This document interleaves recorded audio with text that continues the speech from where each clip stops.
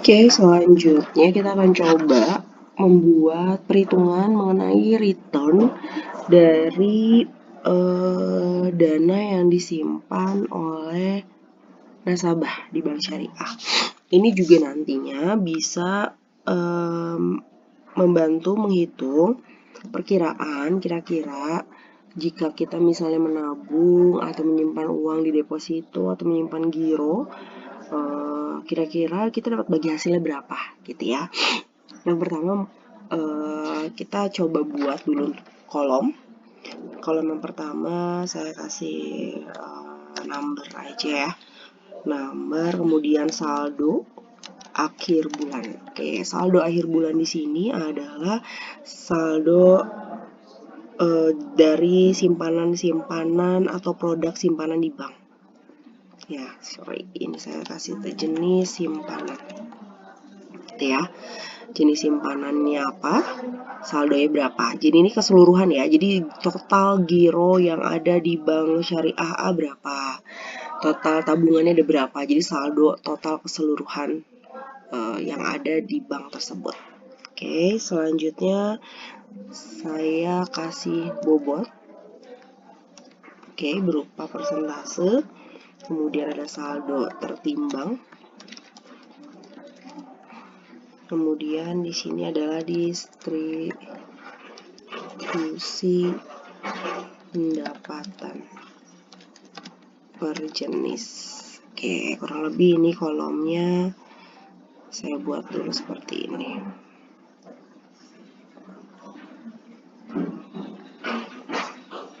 Ya.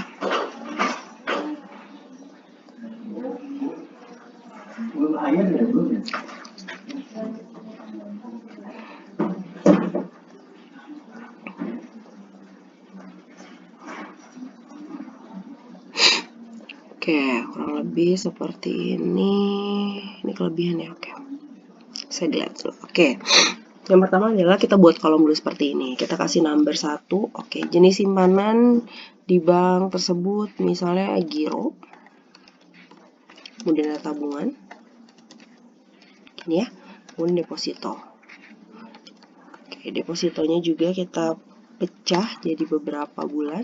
Deposito 1 bulan, deposito 3 bulan, 6 bulan, dan 12 bulan. Ini ya. 1, 2, 3. Nah, kurang lebih gini ya, 3.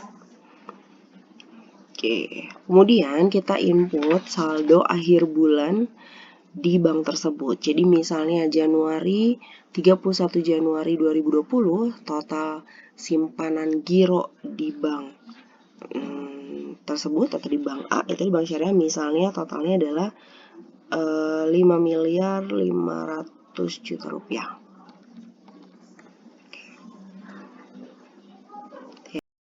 Kemudian tabungannya totalnya ada 25 miliar misalnya. 25. Kemudian selanjutnya deposito yang jangka waktunya 1 bulan ada 10 miliar. Kemudian yang 3 bulanan ada 25. Ya. Kemudian yang 6 bulanan ada 5 miliar. 15 miliar untuk yang 12 bulan. Jadi ini ceritanya adalah total dana yang disimpan di rekening giro di bank tersebut di akhir bulan tersebut adalah 5 miliar. Di tabungan ada 25 miliar gitu ya totalnya. Kemudian ini kelebihan ya, saya hapus dulu. Oke. Kemudian selanjutnya kita akan isi bobot. Bobot itu sebetulnya apa sih gitu ya? Bobot itu adalah tingkat persentase dari produk pendanaan bank syariah yang boleh disalurkan atau yang bisa disalurkan sebagai pembiayaan gitu ya. Jadi misalnya nih ada giro 5,5M, 25M, 10M dan lain sebagainya. Nah, ini tidak bisa bulat-bulat gitu ya secara full langsung disalurkan kepada jenis pembiayaan di bank. Jadi regulator gitu ya, pemerintah itu juga mewajibkan harusnya ada sistem prudensial banking. Prudensial itu apa sih? Prinsip kehati-hatian. Artinya nggak bisa semua dana yang misalnya disimpan di bank itu langsung salurkan kepada pembiayaan. Misalnya nih ya, ini totalnya berapa?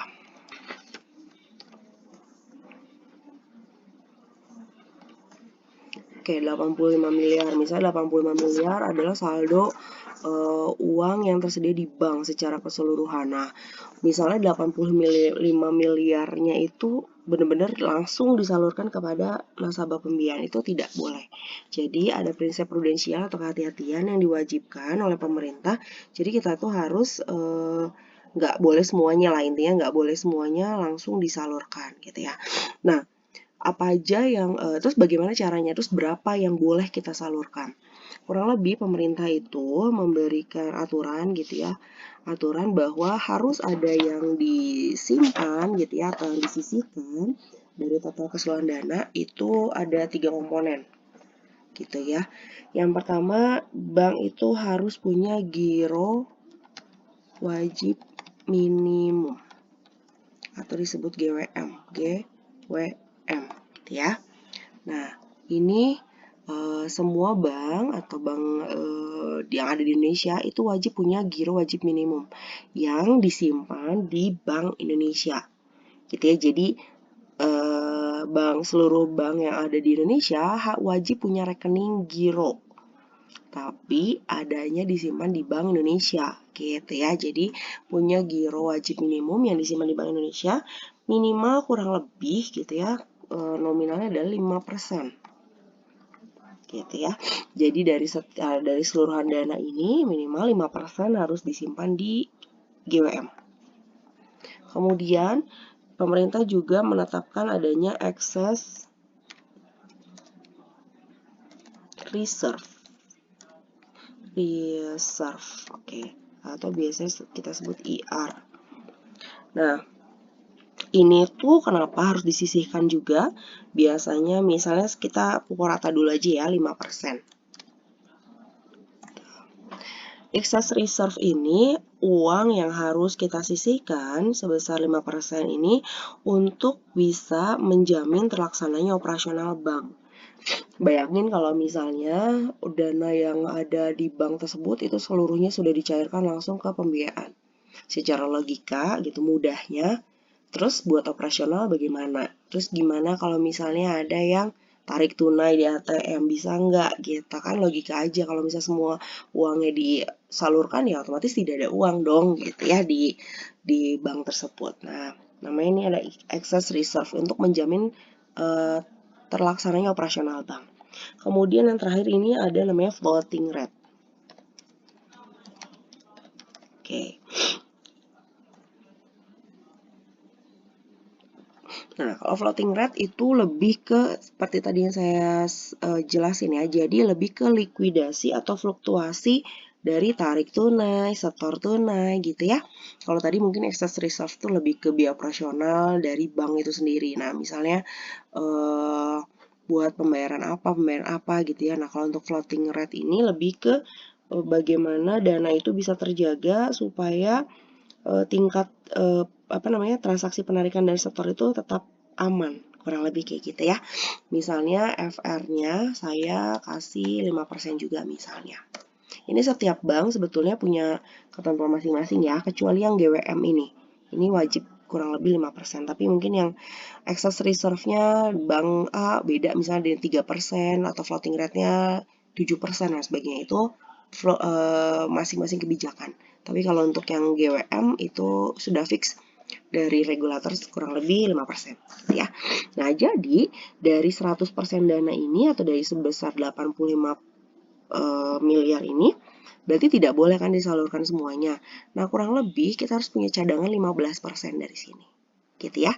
15% dari 85 miliar.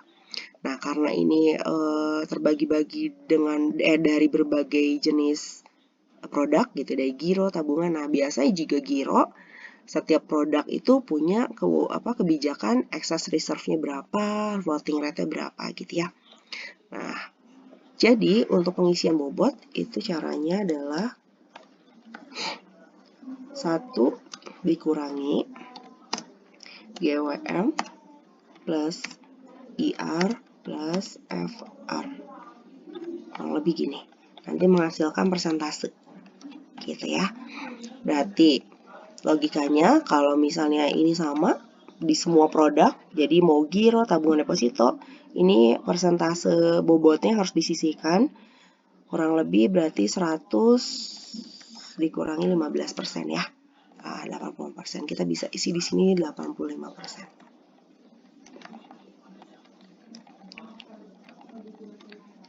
Oke. Kalau mungkin nanti menemui soal GWMS, excess reserve-nya berapa, floating rate berapa, nanti disesuaikan ya. Oke. Sekarang kita tahu sekarang. Nah, oke, bobotnya ada 85%. Jadi hanya 85% dana yang bisa disalurkan kepada produk pembiayaan atau kepada nasabah pembiayaan. Berarti kalian tinggal kalikan aja. Saldo tertimbangnya adalah saldo yang bisa disalurkan kepada nasabah pembiayaan. Berarti tinggal 5,5 gitu ya kali 85. Ini persentase ya. Kita rubah dulu. Oke. 85%.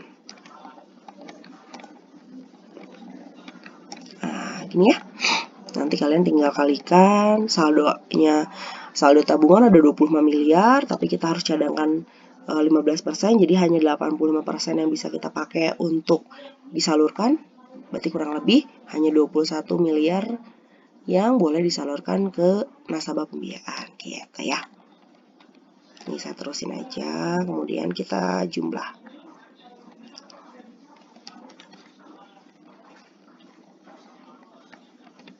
Oke, berarti dari total 85M hanya 72 miliar yang boleh disalurkan kepada nasabah pembiayaan.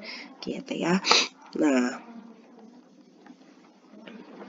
oke, kemudian selanjutnya adalah distribusi pendapatan per jenis. Oke.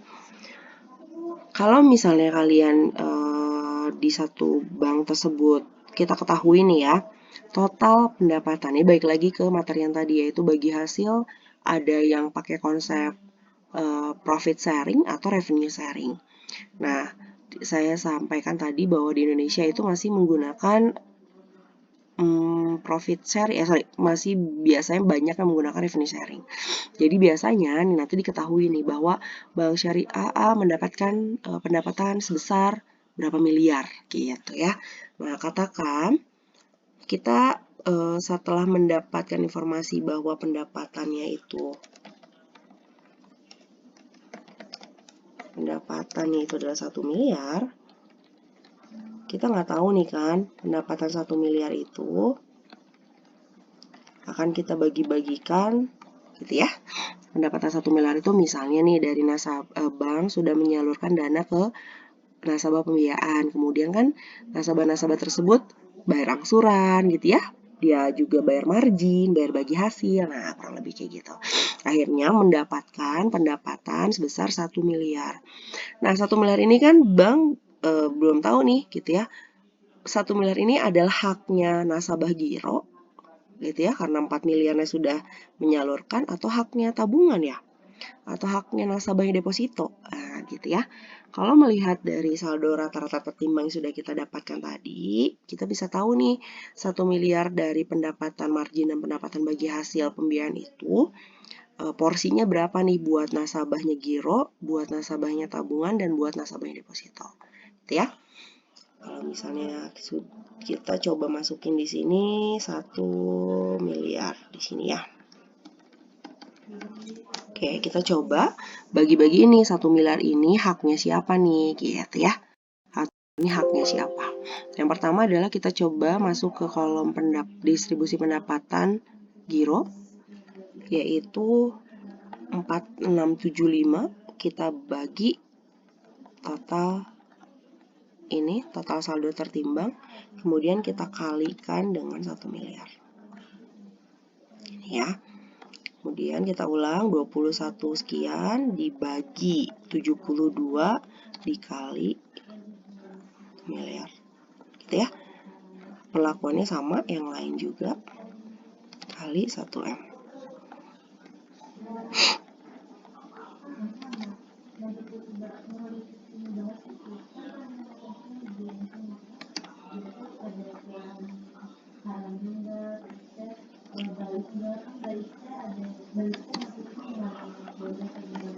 Ya, oke. Jadi, kita coba lihat totalnya. Betul ya, 1 miliar nih. Sumnya 1 miliar. Atau kita pakai auto sum aja di sini. Ini ya, sampai 1 miliar. Oke, jadi dari 1 miliar pendapatannya bank, gitu ya, ternyata ini adalah punya porsi masing-masing nih. Jadi 64 jutanya itu punya nasabahnya giro, gitu ya. Nasabah giro kan nabung tuh, nyimpan uang. Nah, dia punya jatah gitu ya sebesar 64 juta. Untuk nasabah tabungan punya jatah 292 juta, kemudian untuk nasabah deposito sekian, sekian, sekian, dan sekian.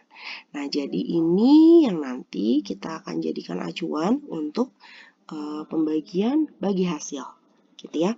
Untuk nasabah giro 64 juta, nah nasabah giro ini kan sebetulnya bonus ya bentuknya. Nah, boleh nih bank boleh mendistribusikan di giro saja atau misalnya buat bonus giro atau misalnya buat tabungan-tabungan kita atau didistribusikan ke tabungan. Nah, tapi dalam hal ini di soal ini dimasukkan ke tabungan giro atau simpanan giro.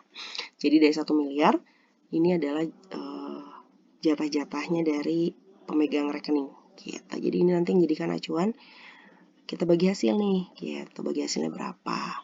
Untuk nasabah deposito nih ada 175 juta yang akan dibagikan untuk bagi hasil. Gitu.